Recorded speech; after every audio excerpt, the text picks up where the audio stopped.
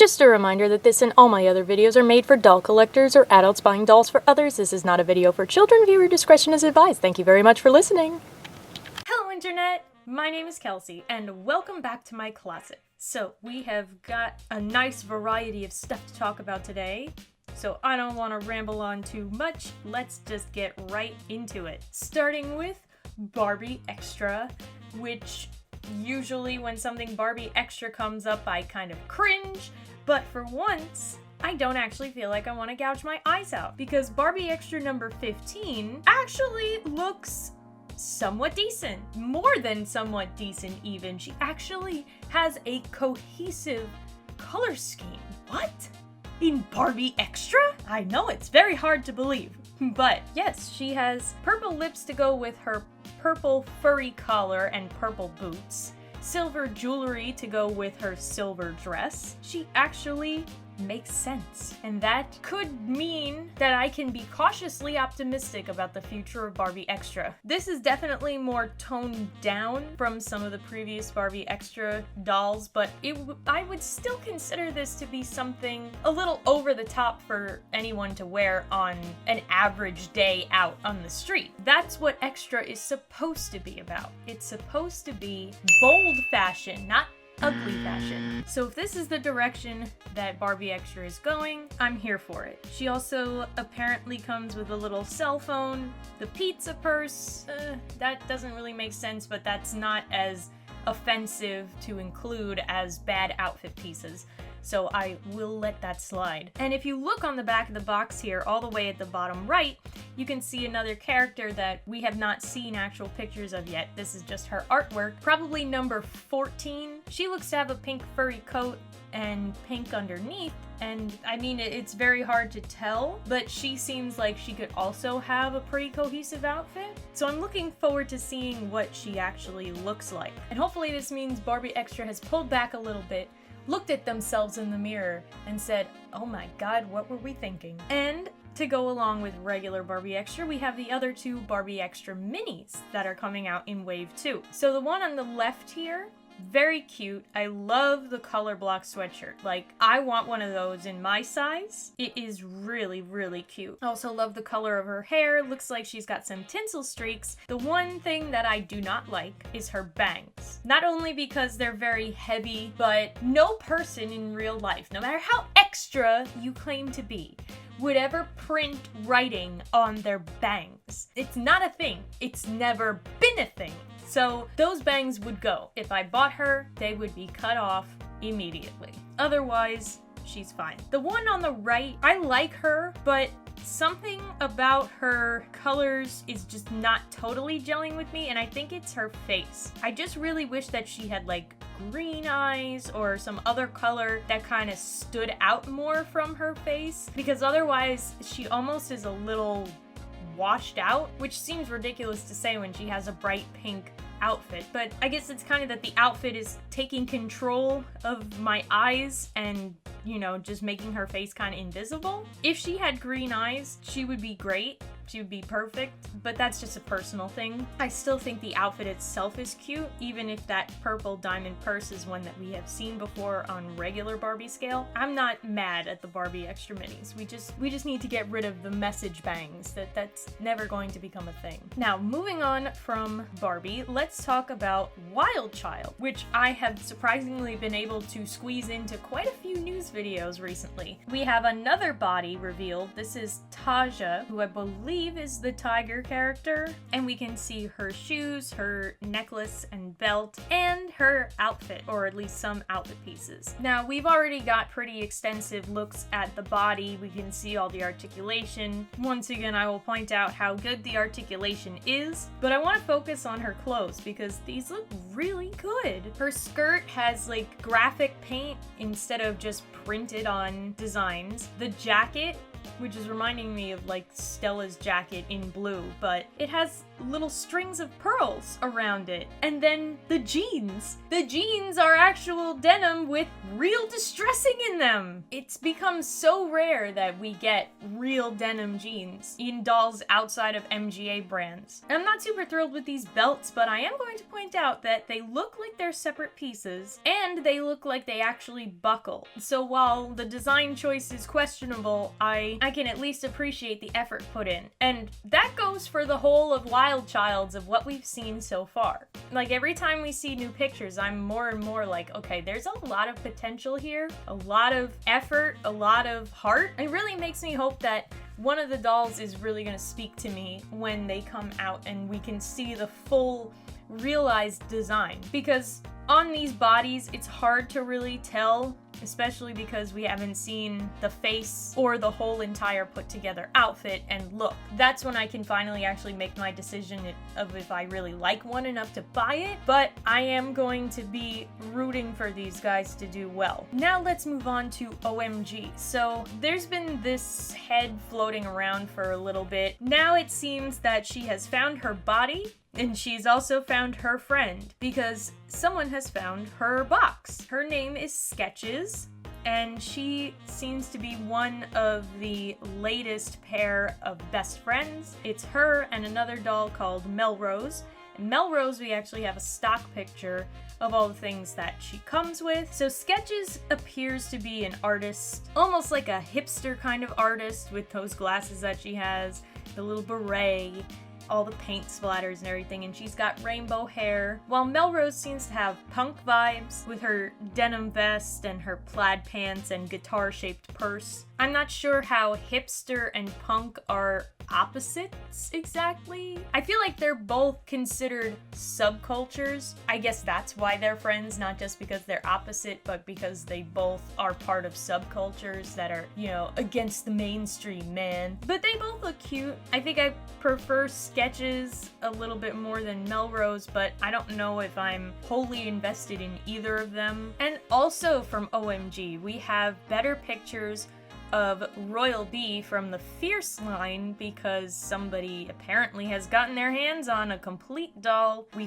finally have a side-by-side of a Fierce versus a regular OMG doll. Final actual confirmation that the Fierce dolls are going to be taller, and by a few inches at that. Her arms are also very long. If you look in this picture where they're both nude, you can kind of get a better sense for how long the arms are. The proportions are a little bit strange.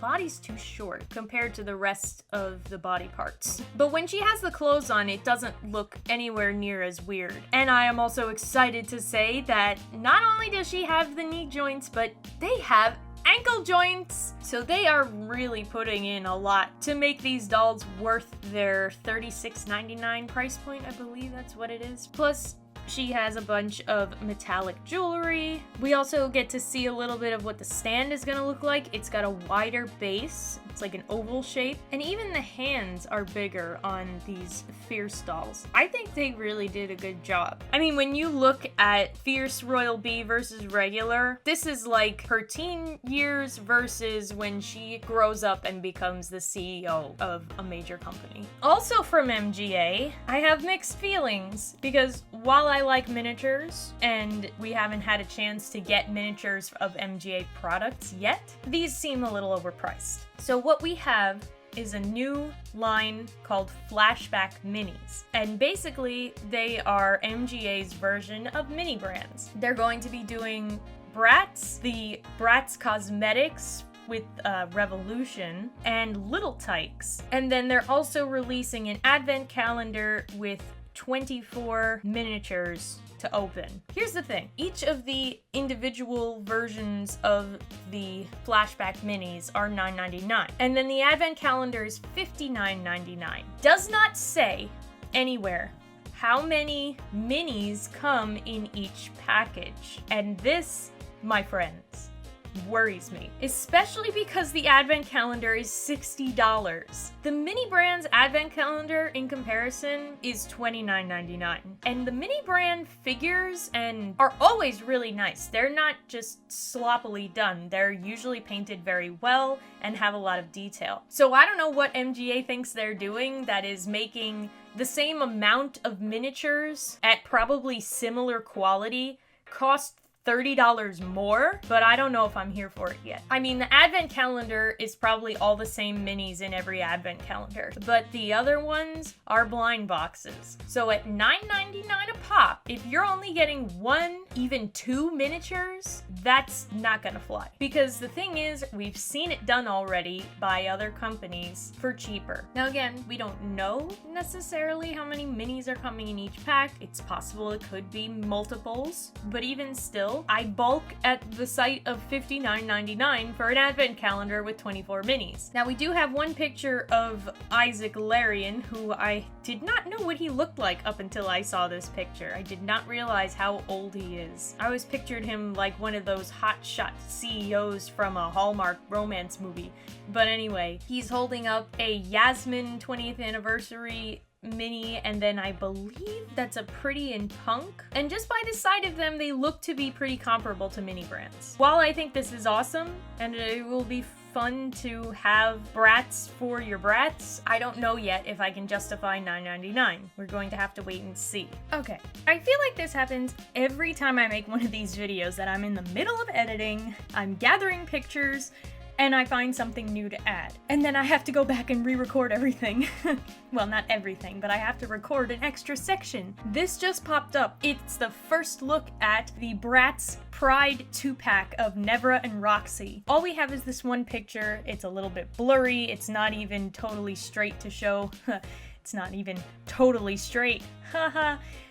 But seriously, it doesn't show the whole box. It doesn't show Nevra very well. But already you can see that they are clearly over the top, clearly very rainbow, and because this is a designer collaboration, I'm already seeing some things like the metal belt on Roxy. Nevra's hat looks like it's made of real or very, very similar to a straw hat. They have the furry coats. I can't wait to see better pictures of them and to see the rest of the box, to see exactly what it says on the box, because this is really important that it's clear 100% that this is a Pride thing. These are Pride dolls and they're proud of it. And just a reminder, of course, that this set is going to be $79.99, partially because it's a designer set and partially because it's a 2-pack and it's special. So based on what we saw with the GCDS collaboration, I'm sure that it's going to be worth the price. Very excited, had to throw this in.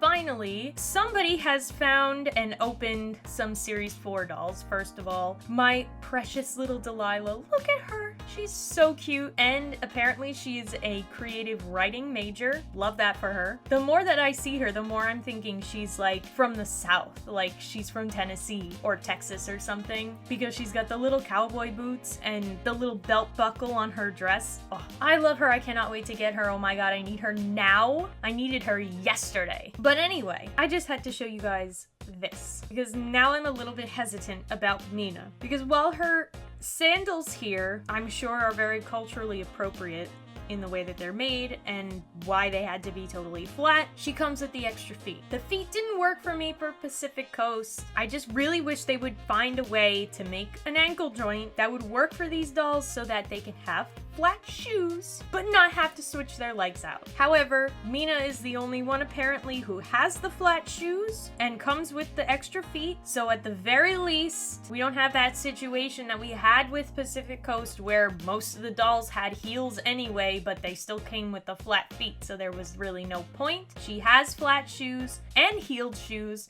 so it makes more sense for her to have 2 pairs of feet, even though I think an ankle joint would be far superior, but at least they didn't do it for all the dolls. I'm still very much looking forward to Series 4. I'm even almost warming up to Mila, whoever, but I think it's her face that she's using the original face mold that I don't like. If she had different eyes, I would probably be more into her, but it's her face that's really putting me off. But Delilah, my queen, my princess, my precious, I cannot wait to get her. Also, in case you were curious, Meena is an accessory design focus, and Mila is a photography focus. Anyway, that I believe is everything I wanted to cover for today, so let me know what you guys think. Thanks so much for watching the video. If you liked it, give it a thumbs up, subscribe to the channel, share the video with your friends, and until next time, bye!